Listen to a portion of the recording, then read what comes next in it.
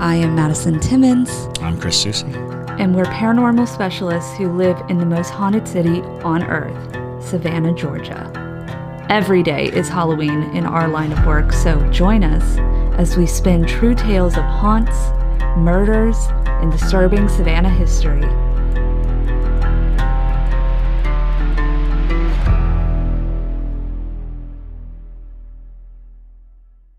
I'm Madison. I'm Chris.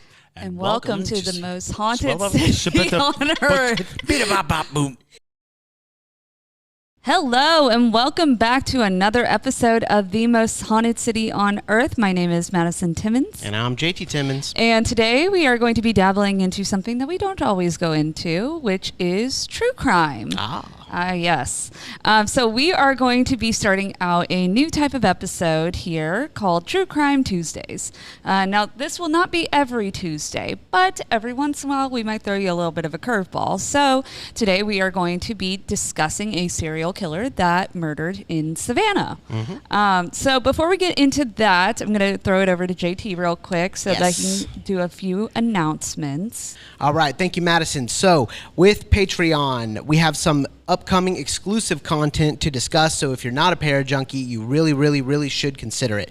The first thing we have coming up is the Meldrum train disaster mobile podcast. We went to Meldrum, Georgia, and we had a great time, kind of walking through the super scary woods. We filmed the whole thing, and we went to where the train blew up and killed 23 people? Yep, 23 people. All right, so Meldrum train disaster is coming up for the parajunkies. We have a series. I know you've heard us talk about it before, but we have the most haunted city on earth, the series, which is going to play out like a television show and a podcast fusion. It's almost like a new media. And the pilot episode, the Sorrel Weed, we're doing all we can to get it up next week. But the pilot episode on the Sorrel Weed, we're working with the Georgia Historical Society and getting some old photos of the Sorrel Weed, something that's some stuff that's never been seen before. So we're really working to do that. And it is going to be our biggest undertaking yet. It's going to be really great. And we've already shot the second episode of the series. We filmed it actually last night. That was fun, right, Maddie? It was definitely an experience. It was creepy, to say the least. We filmed at the Gray Face Museum, and mainly in a room that has the most John Wayne Gacy paintings in one room in the world. He's got tons. I mean, hundreds potentially, just line the walls of paintings that John Wayne Gacy actually painted. So we did a paranormal investigation in there. We're one of the only people to ever do a paranormal investigation in the Gray Face Museum. So you really, if you're not a parajunkie, check it out. So last couple things. We have an exclusive podcast every single week for parajunkies. It's really great. It's more relaxed. It's less structured than this. And people, we just have a great time. We want to thank all the people that have become parajunkies over the last couple months, because y'all just building up and supporting us. We have been able to do much more with this brand and with all the stuff that we're doing. We're able to go places now. So that's really cool. We're able to get into places. We're able to show people, hey, we have a following. It's really awesome. So all of this is for parajunkie eyes only. One last thing, I am going to most likely be adding a support button on Patreon, which is basically going to be a tier that, if you just want to support us with a couple bucks, that's how you can do it. So we really appreciate that if you do that. And Madison, I'm going to throw it over to you real fast to talk about your jewelry, and then we're going to get started. Yep.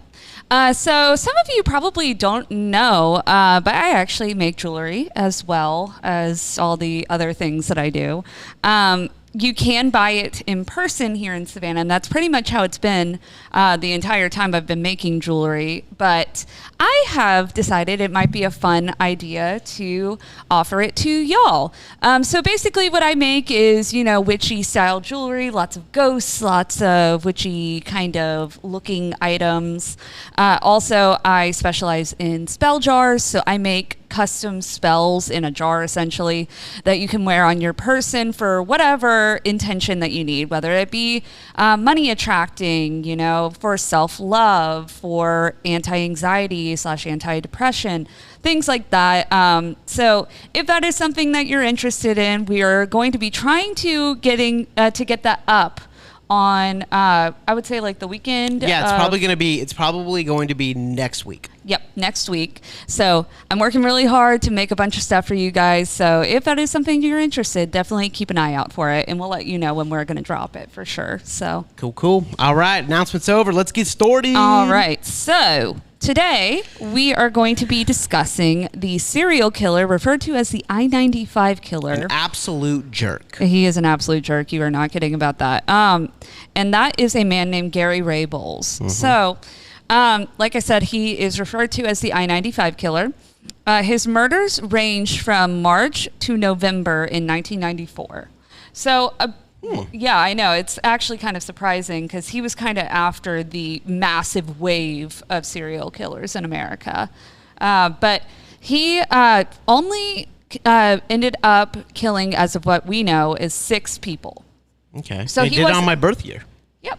Absolutely. Oh, wow. Yeah. And only on my birth year. There was no other time? No. Not that we're aware of, at least. But for like what he was convicted and what the police are aware of, it was only in 1994. That's like a spree. Yeah. So basically, how and he went. Candy. So right. So basically, how he went about it is why he's referred to as the I-95 killer is because he traveled down I-95 and stopped in different cities and killed in those cities, and ended in Jacksonville because he was caught. So, gotcha. And we'll get into that, but. Basically, he typically strangled his victims to death. He also would beat them, but usually the final last thing was a strangling. Mm-hmm. But his signature was kind of odd. So if you're not familiar with serial killers, a lot of serial killers do have like something that they do to signify that it was them and not just a random killing. So what he would do is that he would often shove things down the throats of the victims. And so, for example, some of them had rags, toilet paper, dirt, leaves, and with one victim, it was actually a sex toy that he shoved down their throat.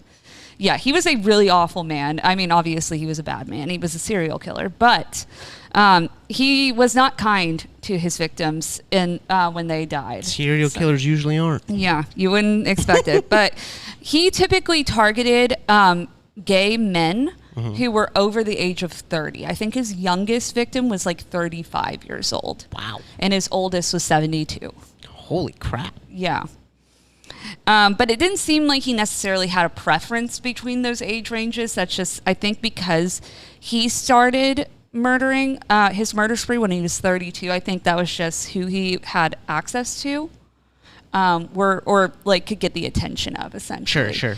So basically, let's start with his early life. We're only going to go a little bit into his early life because I personally, I feel like it's interesting to know, but I don't like to dwell on why necessily he started killing. Sure. Okay. But so Bowles. You don't like to dwell on why he started killing. Why? Because of trauma and stuff. I'm like sure he had trauma for sure, but I don't necessarily like to dwell on the killer per se, of justifying. No, I understand that. So, okay. But yeah, so Bowles was born in Clifton Forge, Virginia. His father, William Franklin Bowles, had died 6 months before he was born from black lung disease working in the coal mines of West Virginia. And his mother, Frances, remarried several times. Bowles was abused by his second stepfather, who was a violent alcoholic, who also abused Bowles' mother and older brother. And the abuse continued until he was 13 years old. And Bowles would fight back and severely injure his stepfather. So that was kind of like the first signs of violence, really. Okay. I couldn't really find any of the, typical warning signs of a serial killer, if that makes sense. So no fire, wet in the bed, anything like that? I didn't see anything about that. So it is possible that he could have had those sort of symptoms, but I personally feel like he's more of the Eileen Wuornos type, where he was a turned psychopath. So not necessarily like Ted Bundy, or like Jeffrey Dahmer, who, you know, were like showed those signs of like having psychopathy or like at a young age. Yes. But because a lot of his trauma did occur during his developmental years, it could have made him into having that psychopathy, kind of like how Eileen Wuornos was when she was a child. Sure. So, but basically, Bowles would fight back and severely injure his stepfather. He would then leave his home soon after, like he would run away, and because he was angered by his mother's decision to remain in the marriage. So that's why he ran off. He became homeless for the next few years, and he earned his money as a prostitute at 14 years old. Yep, that sounds like Eileen Wuornos type. Exactly. Okay. So there was it's important, yes, not to make excuses for that type of behavior, but I do recognize that, like, you know, people like Eileen Wuornos, especially her, a certain amount of traumatic event, if there's even a little bit of that ultra violence there, you know, those traumatic events can breed way worse ultra violence. Absolutely. Yeah. Well, and honestly, the trauma is where the similarities end with Eileen Wuornos and Gary Ray Bowles, because Eileen Wuornos, a lot of her reasonings behind her killings was because she was trying to support her girlfriend. Yeah. Like, and a lot of hers came from like this really demented form of love. Sure. But with Gary Ray Bowles, there was no love. There was no love. No. He's a full-blown a full-blown narcissistic psychopath. Yes. Yeah. And absolutely. In 1982, he was actually arrested for beating and sexually assaulting his girlfriend in Tampa, Florida. Whoa. And was sentenced to 6 years in prison. But what is with Florida? They all go there. They all end up in Florida. I don't know what it is. I think it's something to do with the water. It's just like they all end up there. But after his release from prison in 1991, he was convicted of armed robbery in the theft of an elderly woman's purse, a crime for which he was sentenced to 4 more years in prison. But he was released after only 2 years. And did he hurt do we know if he hurt the old woman? No, it was just robbery. It was just robbery with a gun or a knife? He was definitely an opportunistic criminal. Compulsive. Very compulsive. He definitely just, and a lot of his murders had elements of robbery with them and, just like crime in general. Because when you live on the streets long enough, I would assume you take whatever opportunity you get to get money. And especially the way he basically grew up.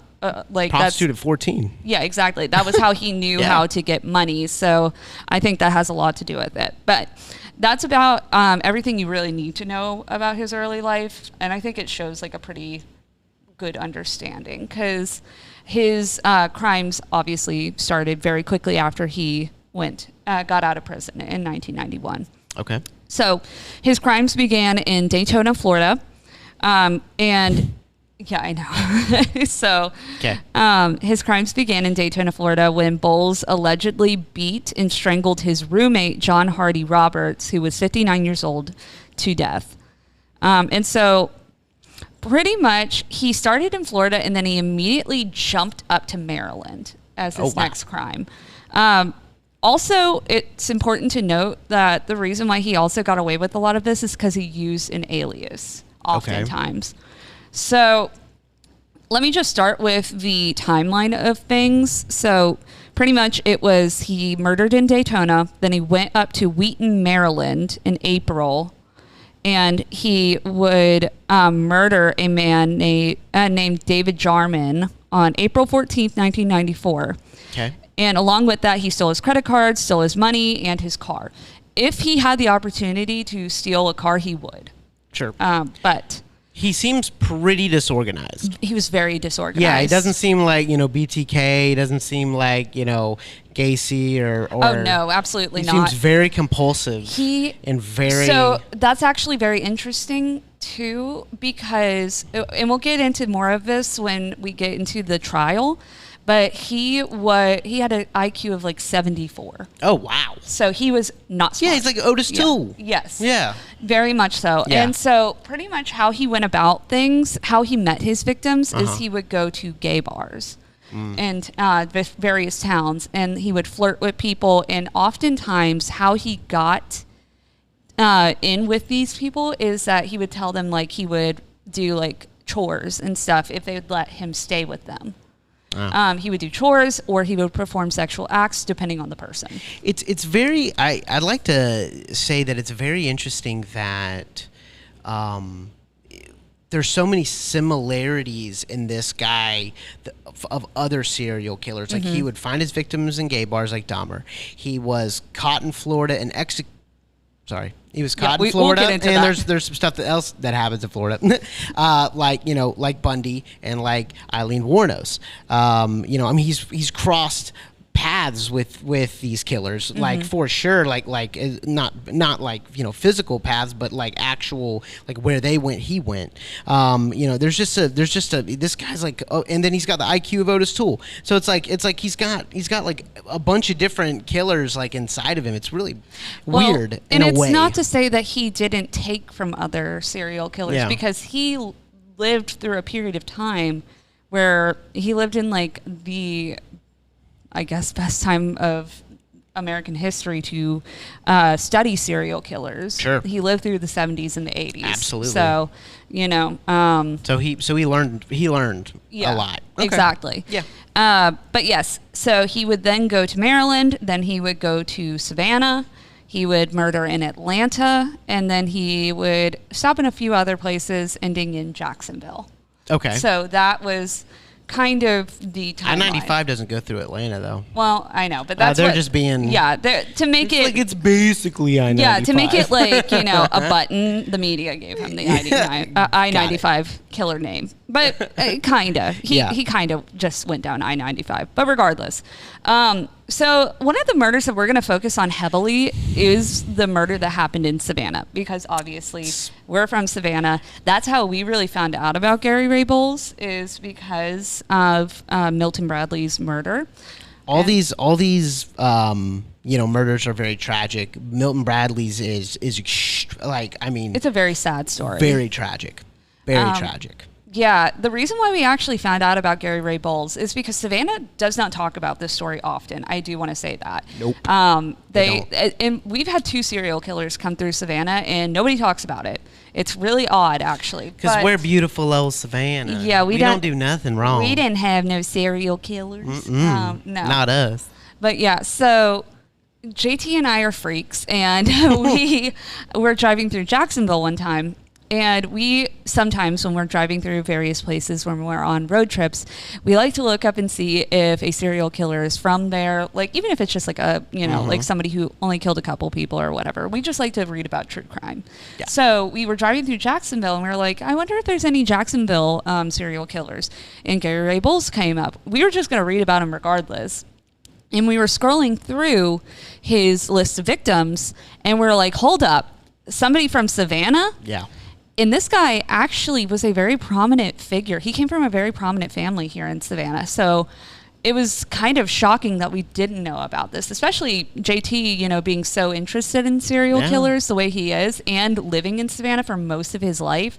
It's kind of crazy that... They swept it under the carpet, for sure. Yes, they did. You can find stuff online about it and all of that. If you dig for it. Yeah, if you dig. Yeah.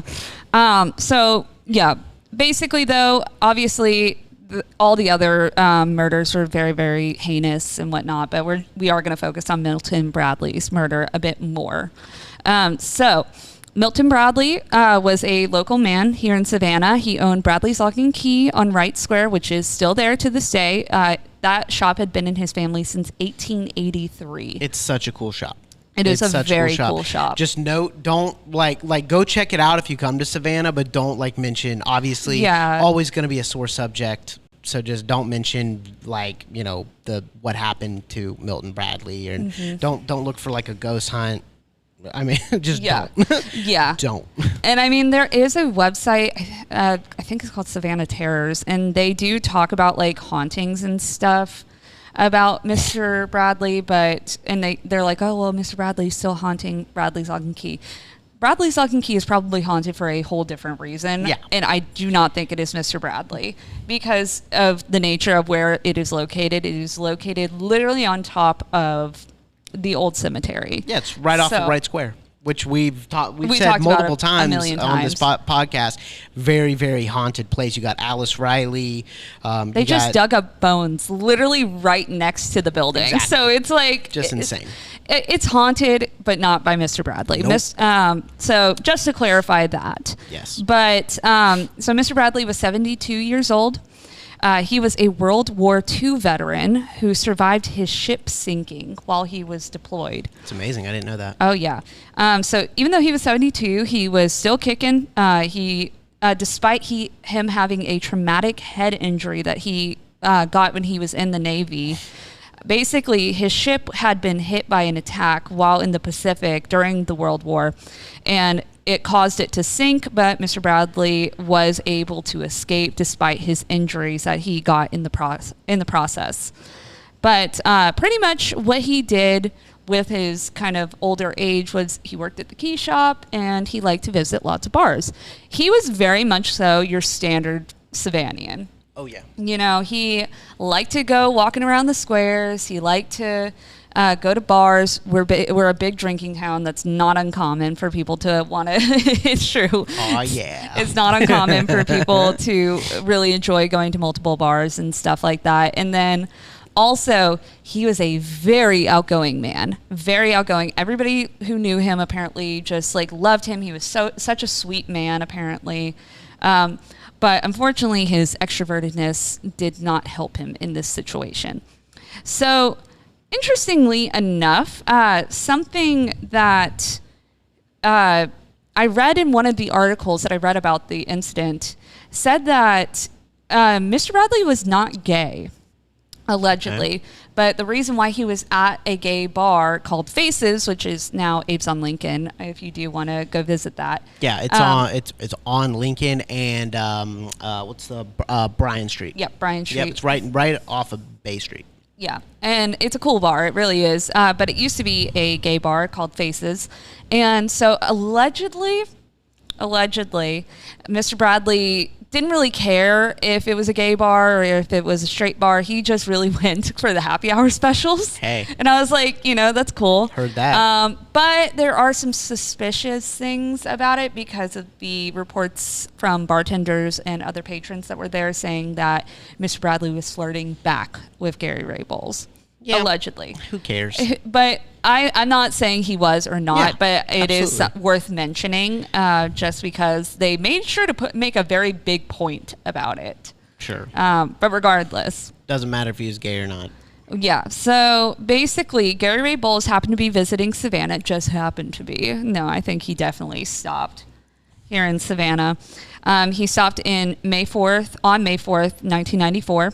And by then, he had already killed 2 other people.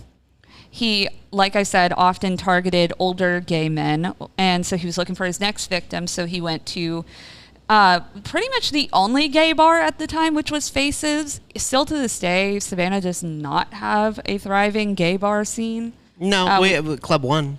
We have one. That's more of like a dancey thing, but they have bars. Yeah. Yeah, so it's a club. Yeah, so it was kind of like an easy choice for him, essentially. Mm-hmm. So it was a popular gay bar in Savannah. It's now Abe's on Lincoln, and it was where he met Mr. Bradley. Now, Mr. Bradley wasn't gay, allegedly. He frequented various bars around town, both gay and straight, to take advantage of happy hours and specials. So, which I wouldn't put it past a regular Savannian anyways. Yeah. People do that all the time. Cheap alcohol is cheap alcohol. It's true. And so, where was I? Yes. So Mr. Bradley, like I said, was known for being very friendly. So he went up to Gary Ray Bowles because he didn't recognize him. And so he started a conversation with Gary Ray Bowles. So Gary Ray Bowles had taken advantage of Mr. Bradley's kindness and open demeanor, and having found he was what he was looking for, which is his third victim. So the following... That makes him a serial killer. Yep. 3 victims. So, yep, so he became a serial killer in Savannah. Yes. So basically the next day at the golf course that is off of President Street, it's a very luxury golf course here in Savannah.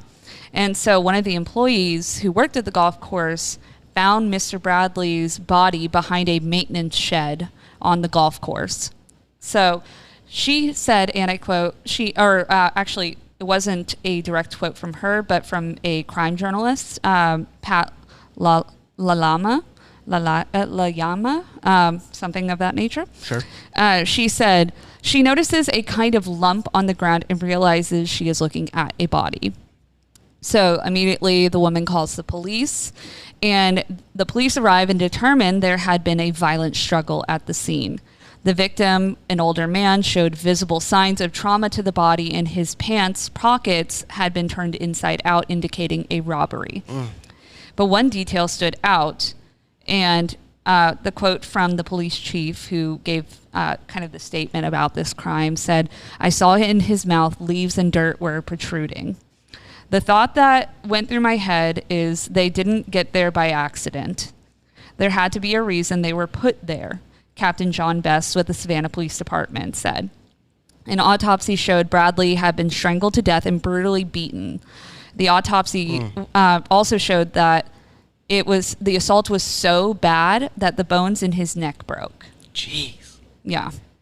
God, that is violent. It was a very violent death, and the leaves in the dirt. You know, I mean, this is a World War II veteran. Yeah, this is a World War II veteran. This is a man who fought for our country, and you're gonna kill him, but then you're gonna desecrate his body, by shoving dirt and leaves down his throat. That's just... Gary Ray Bowles had no respect for his victims in any regard. That's obvious. And we'll get into that slightly with the trial of it being considered possibly a hate crime, out of homophobia. But basically, though, Captain Best also said there was a lot of rage that went into this murder. There was an excessive amount of force used to kill the victim. It was overkill, is what the captain said. So investigators learned Bradley had been last seen leaving a bar with a man who seemingly had been flirting with him.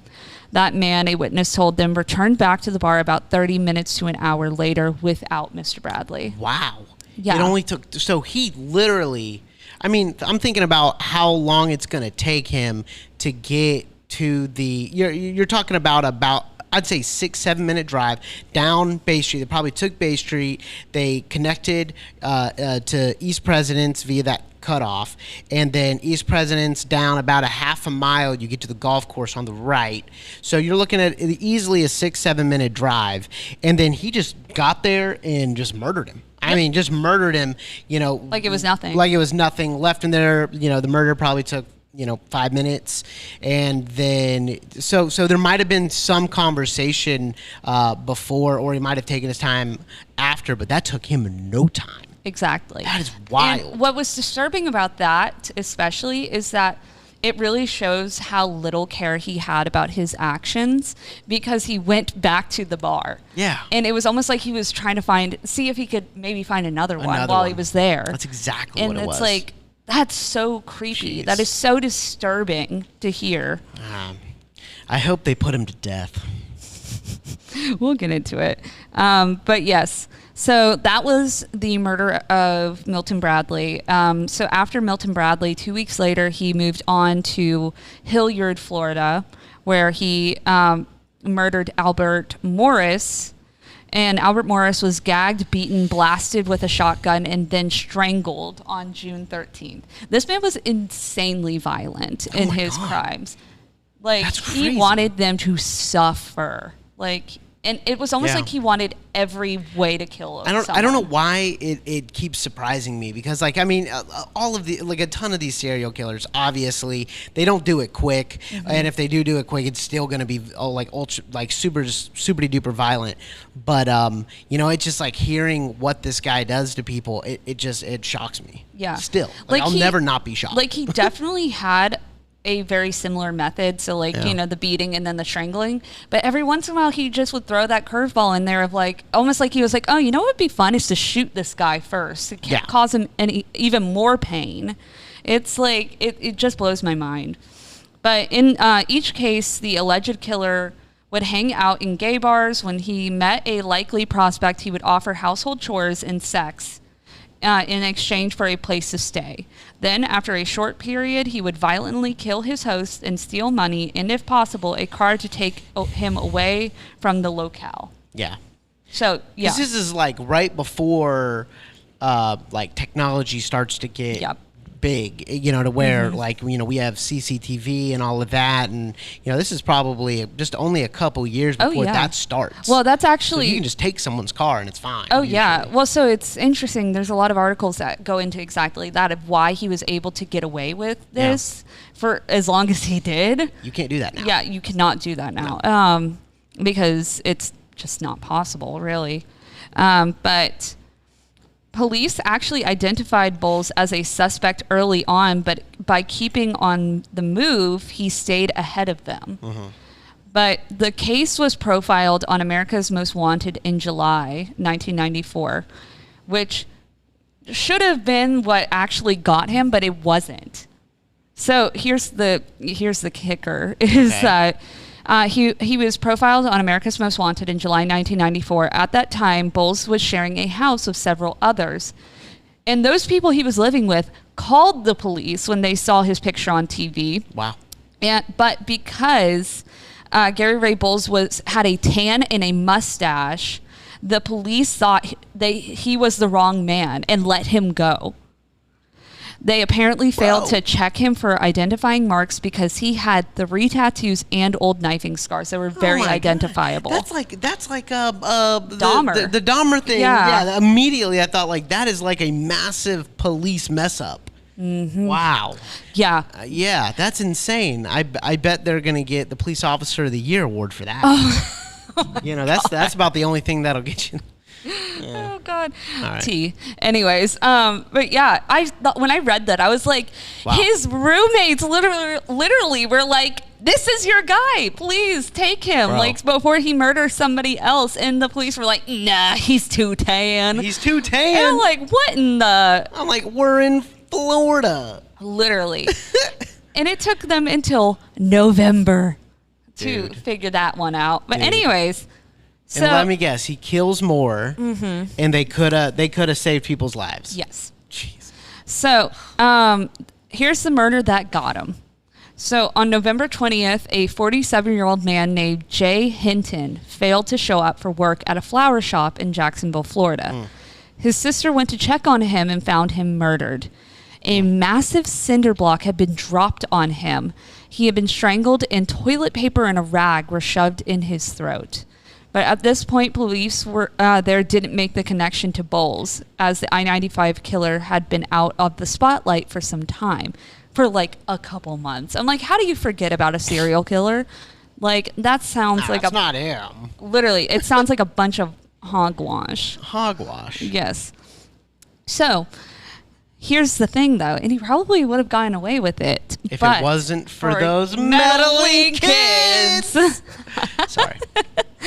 Sorry, we've been watching Scooby-Doo. Oh, yeah. But yes. Thank you, Netflix. Yes, thank you, Netflix.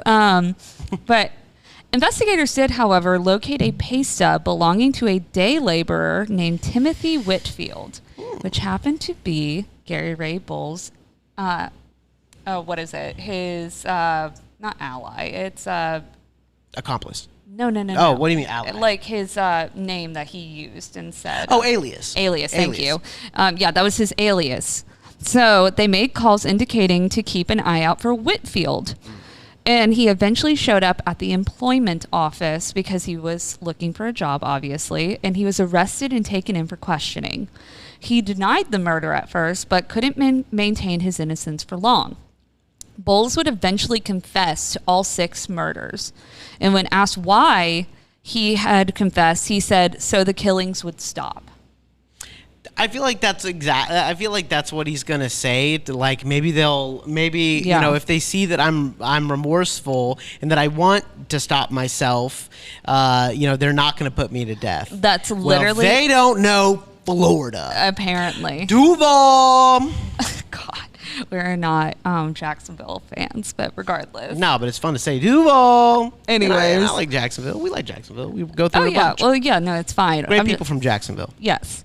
But yeah, another quote from Gary Ray Bowles was, I didn't want to kill nobody, but I did. I don't know why. And I'm like, sounds like anybody who got caught. Heard it over and over again, buddy. Mm-hmm. So let's go into the trial. Okay. So a Duval County jury convicted and recommended death for Bowles in 1996. So 2 years after his murders. But 2 years later, his death sentence was overturned by the Florida Supreme Court.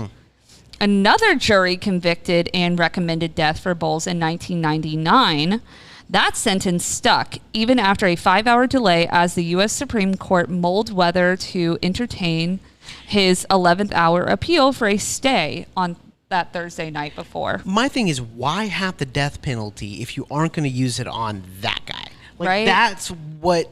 That's what it's for. That's what it's for. You know, I mean, whether you're against the death penalty or not, I know that might hurt to hear, but at the same time, it's like, you know, why have the death penalty if you're just gonna like let a guy live who destroyed so many people and desecrated their bodies afterwards? Absolutely. I mean, so. He pled guilty in the other 2 Florida murder cases and received life in prison for those convictions. But he was not prosecuted for the 3 out-of-state murders. So Mr. Bradley's murder was not prosecuted for that. Wow. But in 2002, the U.S. Supreme Court ruled in... So I'm going to get into like a little bit of a legal thing. Okay. So that way you guys understand why he wanted this. But... So in 2002, the U.S. Supreme Court ruled in Atkins versus Virginia that the use of the death penalty against individuals with intellectual disability constitutes cruel and unusual punishment in violation of the 8th Amendment. 12 years later, in Hall versus Florida, the court struck down Florida's approach to enforcing that prohibition, holding that the state had unconstitutionally required death row prisoners to meet a 70 IQ score cut off before they could be considered intellectually disabled. So that is the law that his lawyers were going for, essentially. Okay. They were trying. That was how they were going to try to get him off death row, essentially. Sure. So good lawyers. Mm-hmm. So Bowles pled guilty and was sentenced to death for the 1994 murder of the Jacksonville man in a series of killings targeting gay men. He confessed to the murder of 4 other gay men and is serving 2 life sentences. His intellectual disability claim presents evidence of an IQ score of 74. Within the accepted range of intellectual disability, and neuropsychological test results showing brain damage consistent with an intellectual disability. Bowles presented statements from witnesses who described him as forgetful, gullible, naive, immature, socially inept, impulsive, and lacking a sense of consequences for his actions. Those are all the words that I would describe a disorganized serial killer. Mm-hmm. He had impaired language skills, could not keep up in conversation, struggled with memory, and could not perform day-to-day tasks such as utilizing public transportation, using money, or seeking employment. The Florida courts summarily denied Bowles' petition as untimely filed. That was how they got around it. And so the Florida Supreme Court ruled that under state law enacted to establish procedures for litigating death penalty intellectual disability claims, Bowles should have filed his claim in 2004. But he didn't. Nope. And so they're like, we can kill this guy because he technically did not file at the right time. Very nice. However, Bowles argued that raising his claim at that time while Florida was applying its 70 IQ score cutoff, would have been futile, and he could not be required to raise a claim that the courts would have rejected out of hand. Rather, he said it became appropriate for him to raise his claim after the Florida Supreme Court ruled in 2016 that Hall applied retroactively in Florida intellectual disability cases. The Florida Supreme Court rejected those arguments, writing that Bowles' inaction should be ignored on the basis of the perceived futility of his claim. Okay. Yeah, sorry. That is Word like lasagna. Yes, sorry. That is a direct quote from the death penalty site that the government Committee. No, the death penalty factor that the government has. So it's big words, but yes. I was like, I feel like that's the most. I am not a lawyer, so I felt like that was the absolutely the most appropriate way to describe that to y'all. Absolutely. So, in 2017, Gary Ray Bowles, whose IQ score is slightly above the cutoff, had previously prevented him from obtaining relief under Atkins in Florida's courts, filed an intellectual disability petition in state court seeking to vacate his death sentence.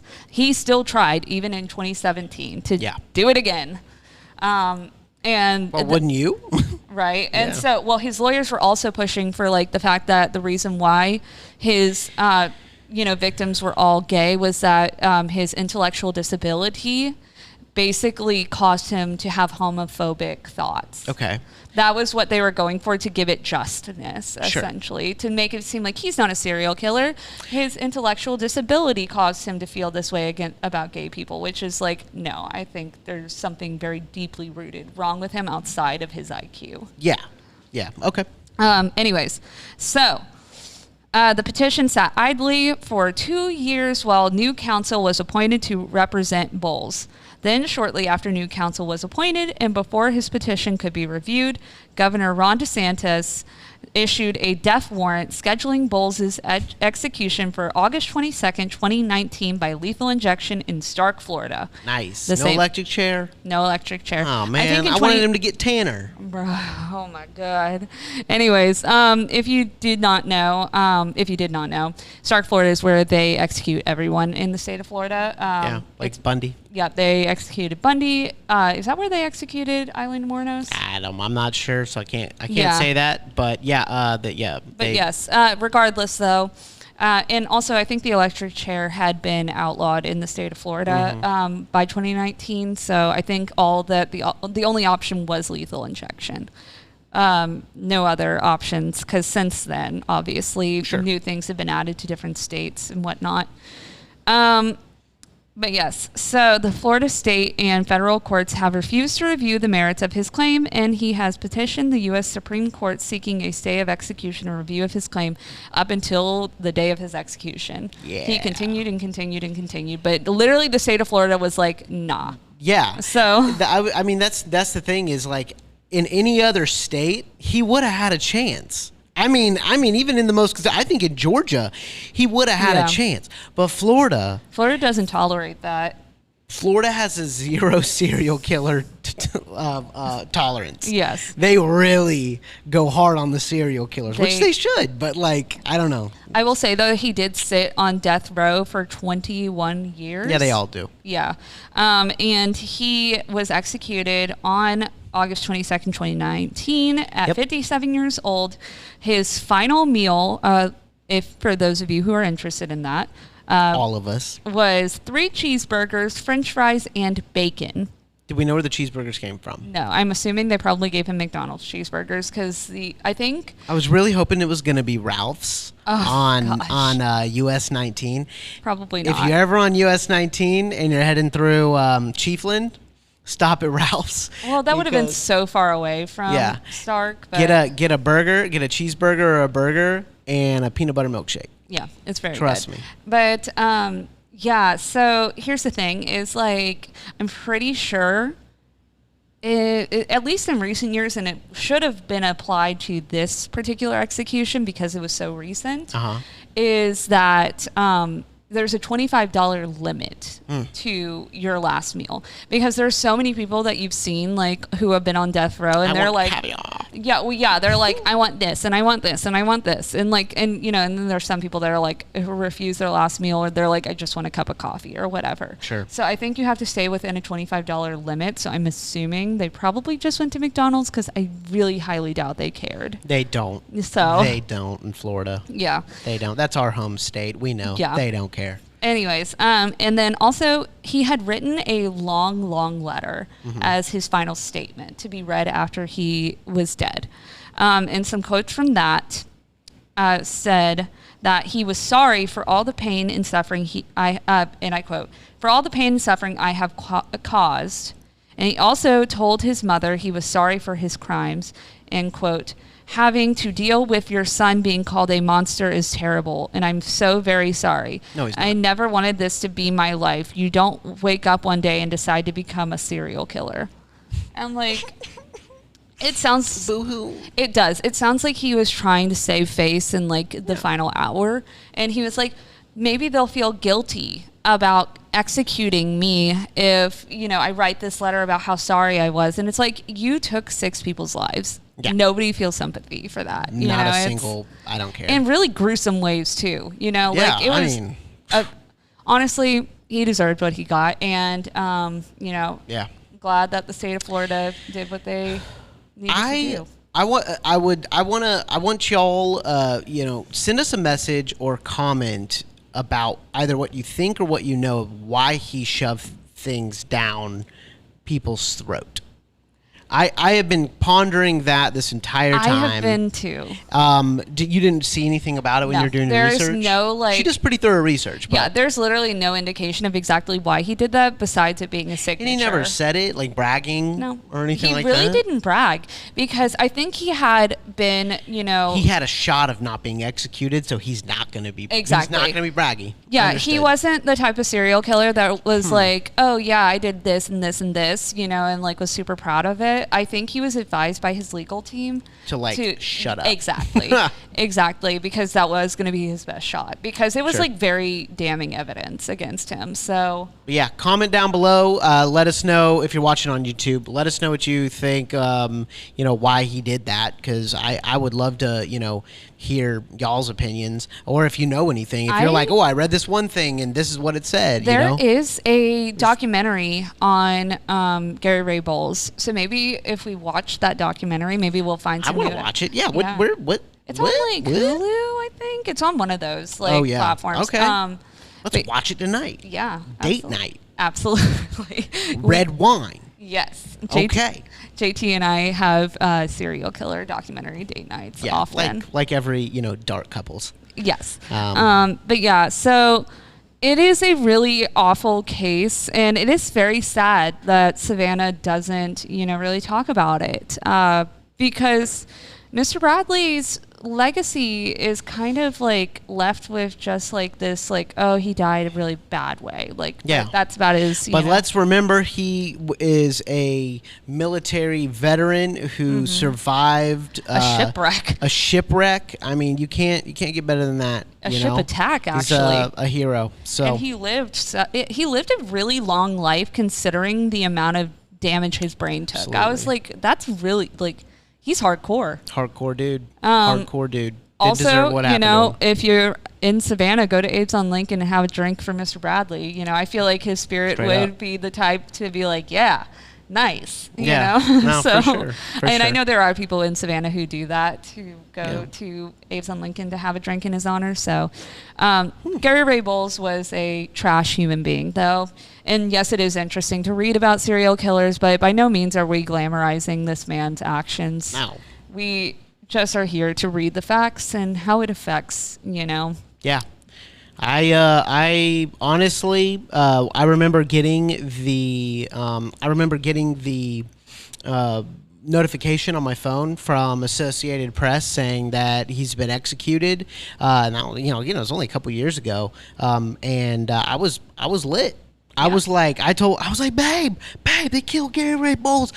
Finally. like, woo. Yeah. Yeah, it was pretty exciting thing, because, you know, he didn't deserve another second, you know, on this earth after what he did to, you know, just all those men. Yeah. Absolutely.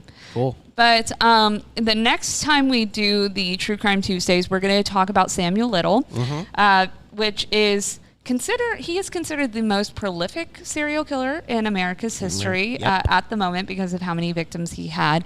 But he did kill 3 women in the city of Savannah. Wait, he killed 3? 3. 3? They found 3. I thought it was only 1. Oh, no. They have 3. Okay. Wow. So, yeah, we'll go into that in the next time that we do True Crime Tuesdays. Let us know if you enjoy this. Please do. I know oftentimes, like, some people are like, only paranormal and only true crime. But we do like to dabble in both of them because, that is also a lot of people's interest as well. For sure. So let us know if you enjoyed this and if you have any type of true crime that you would like us to cover even. So absolutely. With that, though, my name is Madison Timmons. And I'm JT Timmons. And stay spooky, y'all.